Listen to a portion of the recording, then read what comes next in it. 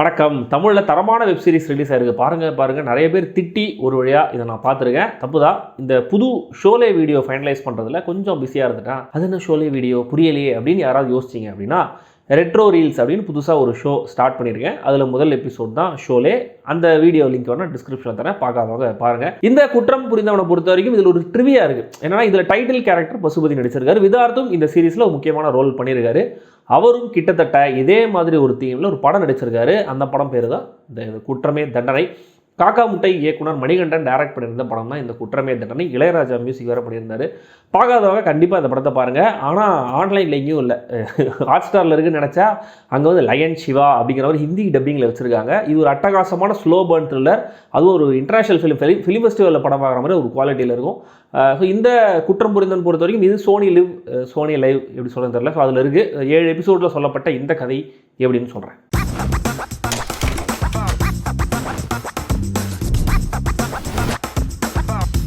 குற்றம் புரிந்தவன் ஸ்பாய்லர்ஸ் கிடையாது, இருந்தாலும் மைல்ட் ஸ்பாய்லர்ஸ் ஆயிட். ஏன்னா ஓப்பன் சஸ்பென்ஸ் மாதிரியாக கதை நகருது. டைட்டிலே இன்ஃபேக்ட் ஸ்பாய்லர் இருக்குது. ஸ்டில் ஒரு டிஸ்க்ளைமர் சொல்லிடுறேன், ஸ்பாய்லர்ஸ் ஆயிட். கிராமத்தில் திருவிழா நடந்துட்டு இருக்கு. பசுபதி அவருடைய ஒய்ஃப் லிசி ஆண்டனி, இவங்களுக்கு ஒரு சின்ன பையன் இருக்கான்.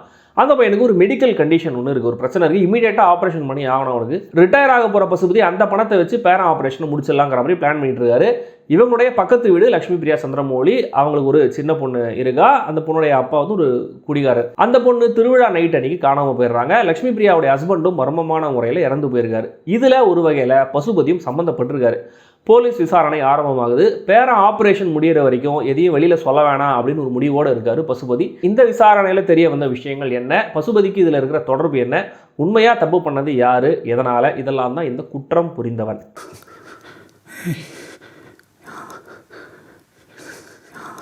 எல்லா வெப் சீரிஸுக்கும் முக்கியமான விஷயம் என்ன, பிஞ்ச் வாட்ச் பண்ணுற மாதிரி இருக்கணும். ஸோ இந்த சீரிஸ்லேயே முக்கியமாக எனக்கு ரொம்ப பிடிச்ச ஒரு விஷயம் அதுதான். பிஞ்ச் வாட்ச் பண்ணுறதுக்கு ஏற்ற மாதிரி ஒரு ஹுக்கோட தான் ஒவ்வொரு எபிசோடையும் முடிச்சிருக்காங்க. அண்ட் அந்த ஒவ்வொரு முடிவுமே ப்ராப்பராக ஏர்ன்டு மொமெண்ட்டாக தான் இருந்தது தவிர இங்கே ட்விஸ்ட் வச்சு தான் நம்ம முடிச்சா ஆகணுங்கிற மாதிரிலாம் இல்லை. ஃபர்ஸ்ட் எபிசோட எண்டிங்கே செம்ம அதிர்ச்சி எனக்கு. அதே அளவுக்கு மற்ற எபிசோடோட எண்டிங்லாம் அவ்வளோ அதிர்ச்சியாக இல்லைனாலுமே கூட கண்டிப்பாக அந்த ஹுக்கை மெயின்டைன் பண்ணியிருந்தாங்க. பசுபதி கேரக்டருடைய சூழலில் இருக்கிற சிக்கலை சரியாக பிலீவபுளாக சொன்னதுனால அந்த கேரக்டரோட த்ரூ அவுட் நம்மளால் எம்பத்தைஸ் பண்ண முடியுது. அவருடைய பயம், அவரோட தயக்கம், அவரோட டிசிஷன்ஸ், அவருடைய ஆக்ஷன்ஸ்னு எல்லாமே ஒரு பெர்ஸ்பெக்டிவ்ல பார்த்தா அபத்தமாக தெரிஞ்சாலும் இன்னொரு பக்கம் அதுக்கான ரீசனிங்கை நம்மளே கொடுத்துக்க முடியுங்கிற அளவில் தான் இருக்குது. சாலிடாக கிராஃப்ட் பண்ணப்பட்ட ஒரு கேரக்டர். அண்ட் பசுபதி இந்த கேரக்டரை இதுவரைக்கும் அவர் மற்ற படங்களில் பண்ணாத ஒரு மீட்டரில் போர்ட்ரே பண்ணியிருக்காரு. சின்ன பையன் தாத்தா அப்படின்னு கூப்பிட்றதுனாலே அவர் வயசானவராக தெரிகிறாரா, இல்லை தன்னுடைய நடிப்பில் பாடி லாங்குவேஜில் கொண்டு வந்திருக்காரான்னு தெரியவே இல்லை. பட் ரிமார்க்கபிளான ஒரு நடிப்பு. கில்ட் அவர் காட்டும் போதெல்லாம் அவர் கண்ணில் தெரிகிற அந்த இயலாமை, பாடி லாங்குவேஜில் வர தளர்வுலாம் ரொம்ப பர்ஃபெக்டாக இருந்தது. லட்சுமி பிரியாவை பார்க்கும் போதெல்லாம் உண்மையை சொல்லில்லாமல் ஒரு மைண்ட் வாய்ஸில் நினைக்கிறது நமக்கே சவுண்ட் இல்லாமல் கேட்குது. சிறப்பான பர்ஃபார்மன்ஸ். விதார்த் கேரக்டருக்கும் ஒரு கில்ட் இருக்குது. ஆனால் அது அவர் பண்ண தப்பு கிடையாது, அவருக்கு கொடுக்கப்பட்ட கில்ட். அது தெரியாமையே அதை நினச்சி ஃபீல் பண்ணுறதும், தான் ஃபேஸ் பண்ணுற அவமானங்களை அதுக்கான பரிகாரமாக நினைக்கிறதும் ரொம்ப இன்ட்ரெஸ்டிங்கான ஒரு கேரக்டர். போலீஸ் அத்தாரிட்டியோட மற்ற இடங்கள்லையும் போலீஸ் ஸ்டேஷனில் பரிதாபமாகவும் இருக்கிற அந்த வேறுபாடை எப்பவும் போல எஃபர்ட்லெஸ்ஸாக காட்டியிருக்காரு விதார்த். ஆரம்பத்தில் அவர் விசாரிக்கிற காட்சிகளில் ரொம்ப நல்லா நடிச்சிருந்தாரு. பசுபதியோட வைஃப் கேரக்டரில் லிசி ஆண்டனி பயமாக இருந்துச்சு, பேசிகிட்டு இருந்தேன் அப்படின்னு சொல்கிற அந்த மூமெண்ட்டில் அந்த கேரக்டரை பற்றி ரெஜிஸ்டர் பண்ணுறாரு இயக்குனர். லிசியும் அந்த கேரக்டரை ஒன்றுமே தெரியாத இக்னரண்ட் மாதிரிலாம் போர்ட்ரே பண்ணாமல் ரொம்ப பேலன்ஸ்டாகவே கேரி பண்ணியிருந்தாங்க. மற்ற சப்போர்ட்டிங் காஸ்ட்டை பொறுத்த வரைக்கும் லட்சுமி பிரியா சந்திரமௌலி எப்பவும் போல ஒரு ஃபைன் பர்ஃபார்மன்ஸ். பட் இந்த சீரிஸோடைய பெரும்பாலான ரன் டைம் மர்சின்னு பொண்ணை தவிப்போட தேடிட்டே இருக்கிற ஒரு கேரக்டர். ஆனால் ஒவ்வொரு வாட்டியும் அவங்க பொண்ணை தேடும்போது நம்மளுக்கு கஷ்டமாக தான் இருக்கும். அப்படி ஒரு சாலிடான போர்ட்ரேல். ஸ்டில் மற்ற காஸ்டிங்கை பொறுத்த வரைக்கும் கொஞ்சம் வித்தியாசப்படுத்திருக்கலாம். எல்லாருமே நல்லா தான் நடிச்சிருக்காங்க, அதில் பெரிய குறையெல்லாம் இல்லை. ஆனால் இவங்க எல்லாரையுமே நாம் சிமிலர் கதாபாத்திரங்களில் ஏற்கனவே மற்ற படைப்புகள்லாம் பார்த்துருக்கோம். அப்படிங்கிறதுனால போலீஸ், கிரிமினல், சர்ச் ஃபாதர்னு இவங்க வர காட்சிகள்லாம் ரொம்ப சினிமா ஃபிலிமையாக இருந்தது.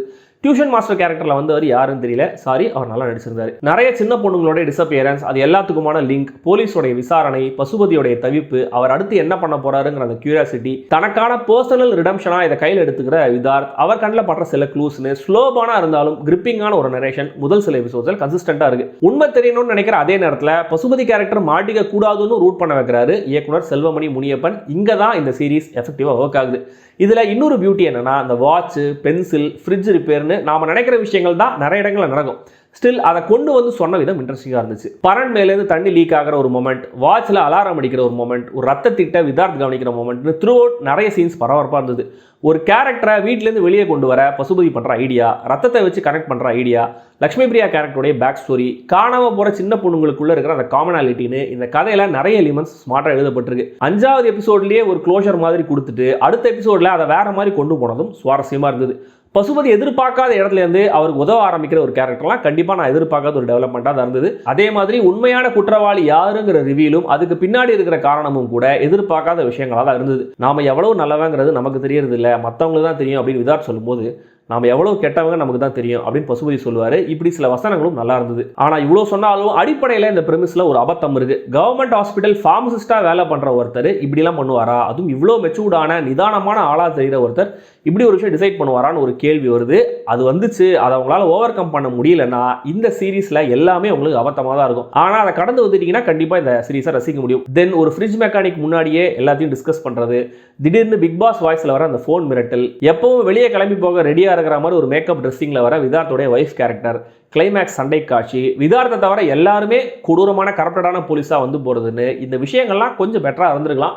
ரொம்ப நல்லா டைரக்ட் பண்ணப்பட்ட சீரீஸ் இது. ஸ்டில் இன்னும் கூட எக்கனாமிக்கலாக இந்த கதையை சொல்லி 5 எபிசோட்ஸ்குள்ளேயே முடிச்சிருக்கலாம் தான் தோணுச்சு. மேர்சிக்கான தேடல், அவங்க அம்மாவுடைய புலம்பல், பசுபதியுடைய தவிப்புன்னு இந்த பேட்டர்ன் நடுவில் சில எபிசோட்ஸில் ரெப்படேட்டிவாக இருந்தது. ஃபரூக் ஜே பாஷாவுடைய ஷார்ப்பான ப்ரிசைஸான லைட்டிங் பண்ணப்பட்ட காட்சிகள் கலர் கிரேடிங் உதவியோட செம்ம குவாலிட்டியில் இருக்குது. அவருக்கும் பாராட்டு, கலர் கிரேடிங் பண்ணவருக்கும் பாராட்டு. திருஷ்யம் டைப்பில் டெவலப் ஆகிற இந்த கதையை அழுத்தமாக நிதானமாக நம்ம மைண்டில் பதிய வைக்கிறாரு எடிட்டர் கதிரேஷ் அழகேசன். பிரசாதோடைய பின்னணி இசையும் நல்லா இருந்தது. மொத்தத்தில் இந்த குற்றம் புரிந்தவன் தமிழ் வெப் சீரிஸ் சூழலுக்கு ஒரு வெல்கம் அடிஷன். ரிப்பீட் வர்த்தி இல்லைனாலும் கண்டிப்பாக பிஞ்ச் வர்த்தி பாருங்கள். சோனி லிவ்ல இருக்குது, லைவ்ல இருக்குது, எதுலையோ இருக்குது. சீரீஸுக்கான ரேட்டிங் அடல் சொல்லி அது மைண்டில் இருக்கட்டும்.